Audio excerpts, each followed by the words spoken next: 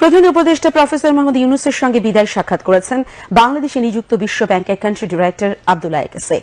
আজ রাষ্ট্রীয় অতিথি ভবন যমুনার সাক্ষাৎকালে প্রধান উপদেষ্টা অবকাঠামো, জলবায়ু পরিবর্তন মোকাবেলা, পরিষেবা প্রক্রিয়া ডিজিটালাইজেশন, শিক্ষা, স্বাস্থ্যসেবা এবং দারিদ্র্য বিমোচনের মতো গুরুত্বপূর্ণ খাতে বিশ্ব ব্যাংক সমর্থিত প্রকল্পগুলিতে সহায়তার জন্য শেখকে ধন্যবাদ জানান।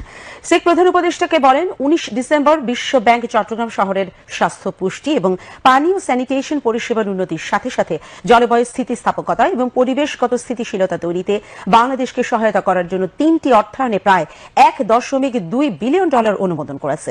তিনি বলেন, বাংলাদেশের স্বাধীনতার পর থেকে বিশ্ব ব্যাংক এ পর্যন্ত প্রায় $45 বিলিয়ন সহায়তা করেছে, যা বাংলাদেশের উন্নয়নের গতিপথে বিশেষ করে দারিদ্র্য হ্রাস, টেকসই অর্থনৈতিক প্রবৃদ্ধি নিশ্চিতকরণ এবং শিক্ষা, স্বাস্থ্য এবং দুর্যোগ ব্যবস্থাপনার উন্নতিতে গুরুত্বপূর্ণ অবদান রেখেছে। আব্দুল্লাহ শেখ বাংলাদেশের অন্তর্বর্তী সরকার গৃহীত মূল সংস্কার উদ্যোগের জন্য